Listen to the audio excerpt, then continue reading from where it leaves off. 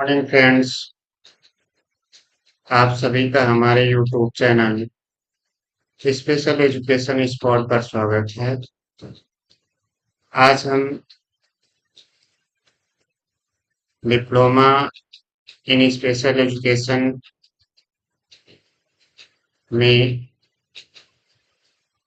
जो ट्रेड होता है आईडीडी, उसमें जो एक पेपर होता है असेसमेंट।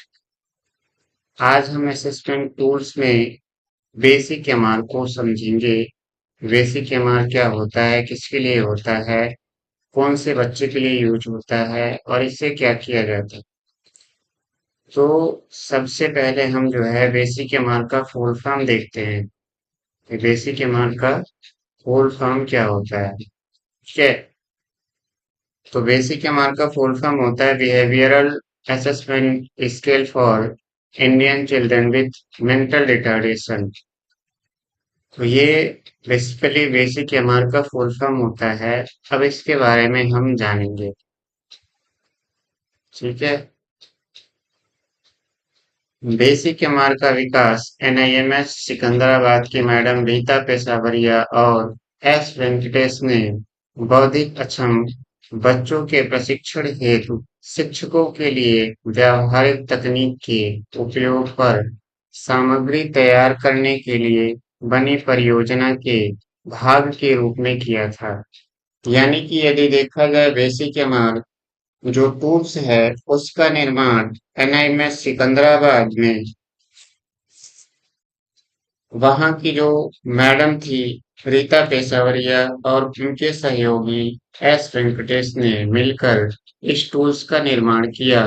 और यह टूल्स जो बौद्धिक अक्षमता से ग्रसित बच्चे होते हैं उनके लिए जो शिक्षक होते हैं जो ट्रेनिंग लेते हैं उनके लिए जो प्रशिक्षण लेते हैं उनके लिए यह कोर्स तैयार किया गया है कि जो आईडीडी वाले बच्चे होते हैं उनका असेसमेंट कैसे किया जाता है, उनके व्यवहार का असेसमेंट कैसे किया जाता है।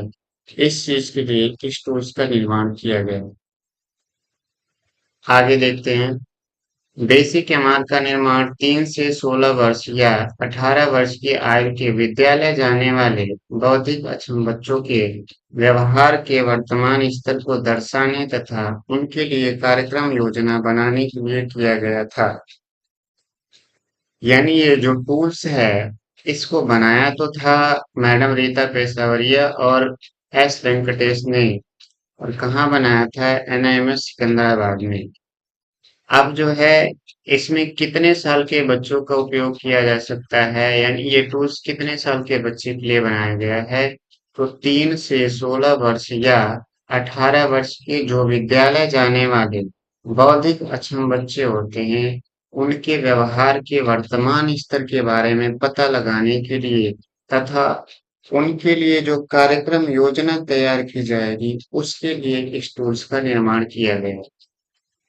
शिक्षक इस उपकरण को पुराने गंभीर विकलांग व्यक्तियों के लिए भी उपयोग कर सकते हैं। यानी जो सीवियर लेवल के आईडी आईडी के बच्चे होते हैं उनके लिए भी इस टूल्स का प्रयोग किया जा सकता है।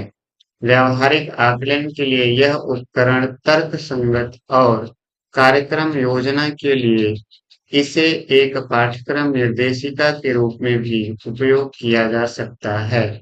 इसका कहने का मतलब है कि जब हम बिहेवियरल असेसमेंट करते हैं तो इस टूल्स का प्रयोग एक जो है पाठ्यक्रम निर्देशिका के रूप में प्रयोग किया जा सकता है।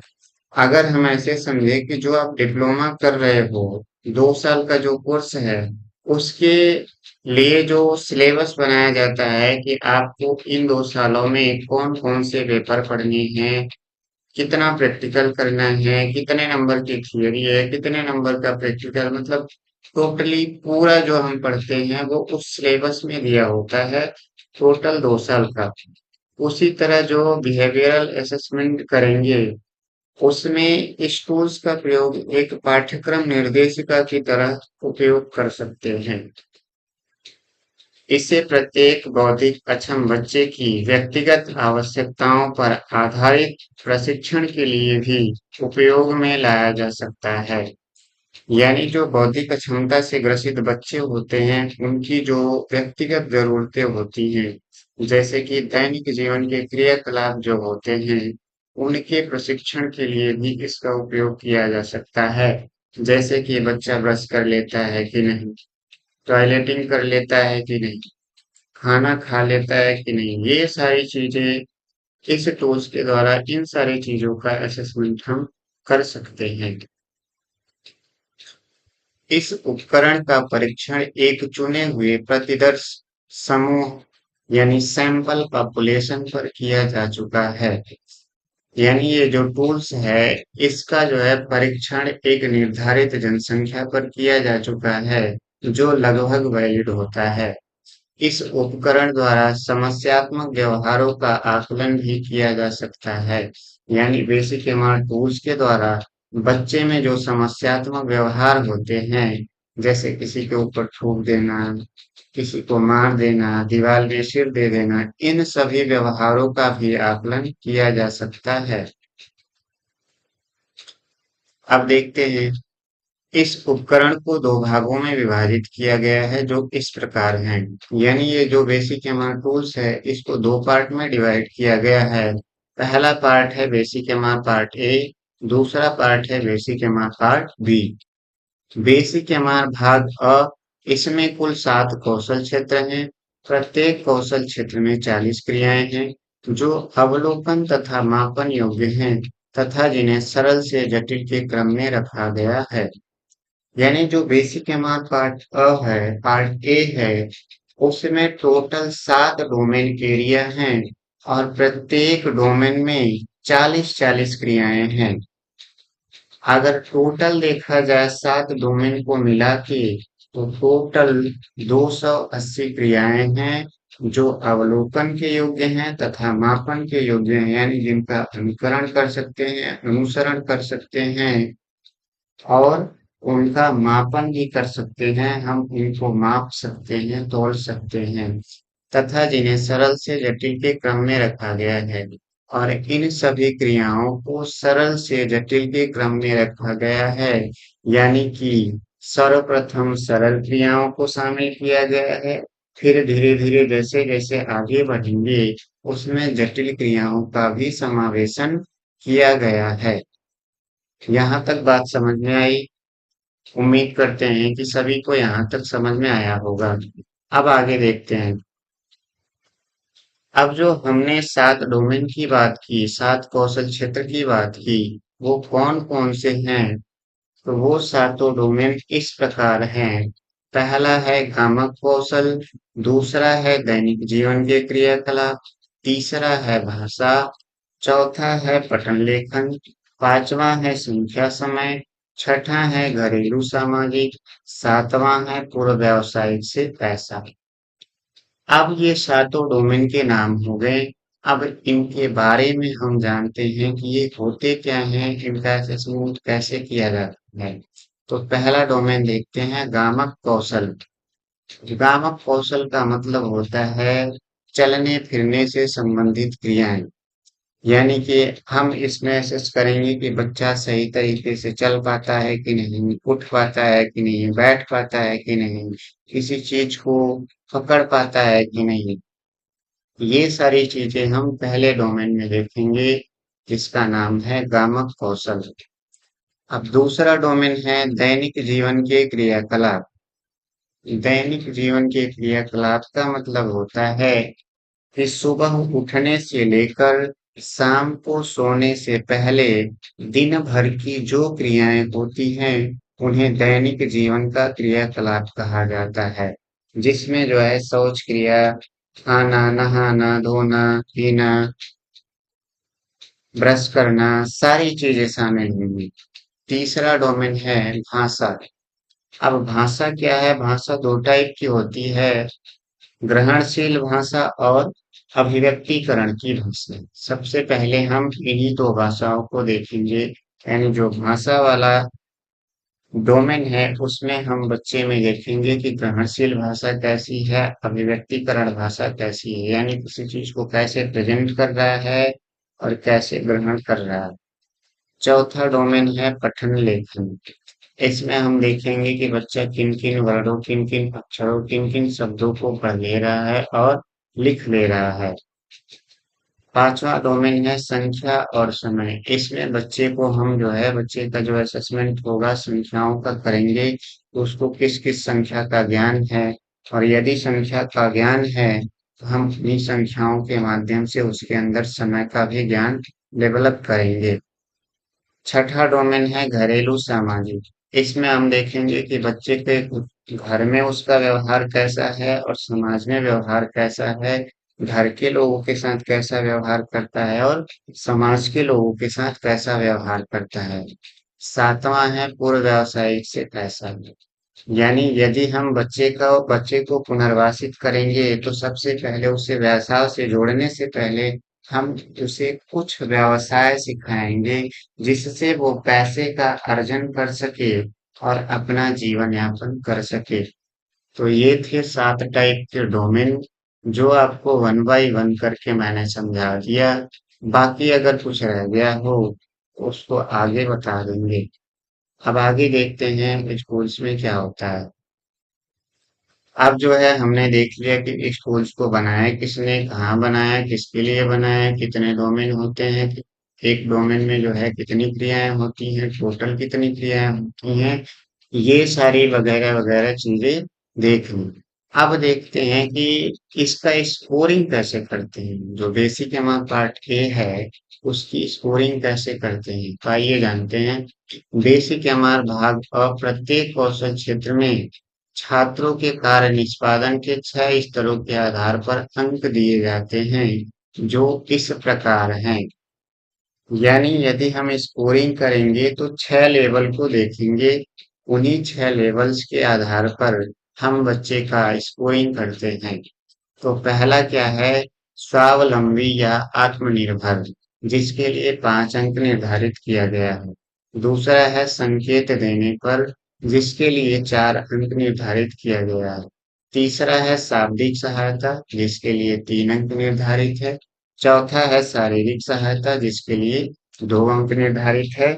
पांचवा है पूर्णतया निर्भर, जिसके लिए 1 अंक निर्धारित है। छठा है लागू नहीं होता, जिसके लिए 0 अंक निर्धारित है। अब हम इन 6 स्तरों को समझते हैं कि ये 6 स्तर हैं क्या क्या और इनके लिए क्या क्या बातें कही गई है। तो पहला जो बताया गया स्वावलंबी आत्मनिर्भर, जिसके लिए 5 अंक डिसाइड किया गया है। इसका मतलब है कि यदि कोई काम बच्चा बिना किसी के सहायता के, बिना किसी के जरूरत के स्वयं से कर लेता है, उसके लिए स्कोरिंग में हम 5 अंक देंगे। दूसरा है संकेत देने पर, यानी यदि कोई कार्य बच्चा संकेत देने पर, क्लू देने पर कर ले रहा है तो उसके लिए हम 4 अंक देंगे। तीसरा है शाब्दिक सहायता, यानी यदि बच्चा कोई काम हमारे द्वारा दी गए शाब्दिक सहायता यानी मौखिक सहायता शब्दों के द्वारा यदि कोई काम को करता है तो उसके लिए 3 अंक डिसाइड किया गया है। चौथा है शारीरिक सहायता। शारीरिक सहायता का मतलब है यदि कोई बच्चा किसी काम को कर रहा है और उसमें हम उसे फिजिकली हेल्प कर रहे हैं तो उसके लिए 2 अंक है। जैसे कि मान लीजिए वो लिखना स्टार्ट कर रहा है लेकिन वो ढंग से पेंसिल नहीं पकड़ पा रहा है, नहीं लिख पा रहा है, तो हम अपने हाथों से उसको सहायता देंगे, पेंसिल पकड़ के लिखवाना स्टार्ट करेंगे। यदि वो ऐसे काम को कर लेता है तो उसके लिए हम 2 अंक देंगे। पांचवा है पूर्णतया निर्भर, यानी वो हर काम के लिए किसी दूसरे पर टोटली डिपेंड है, दूसरे पर निर्भर है, उसके लिए हम जो है 1 अंक देंगे। छठा है लागू नहीं। इसका मतलब है कि जो वर्क बच्चे पे लागू नहीं होता है वहां पे हम 0 देंगे।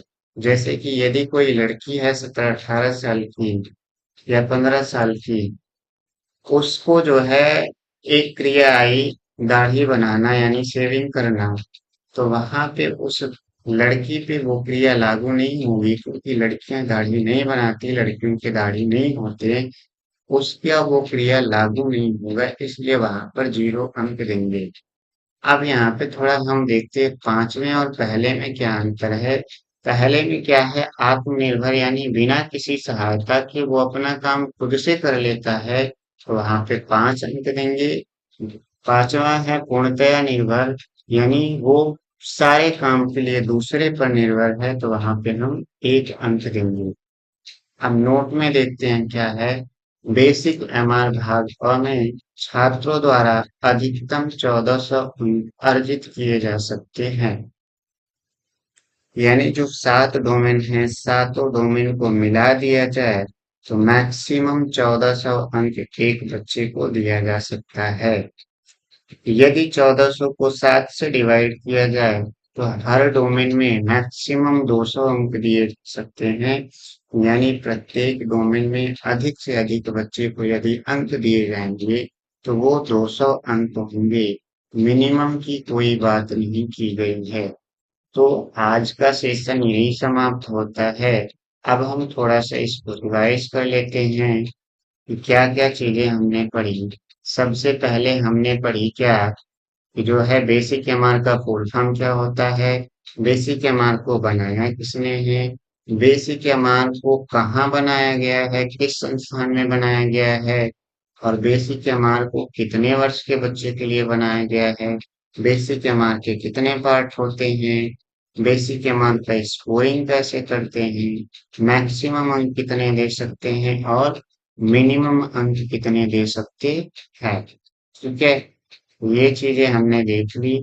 तो आज का सेशन यहीं तक, बाकी की चीजें कल। तब तक के लिए जो है, जय हिंद, वंदे मातरम।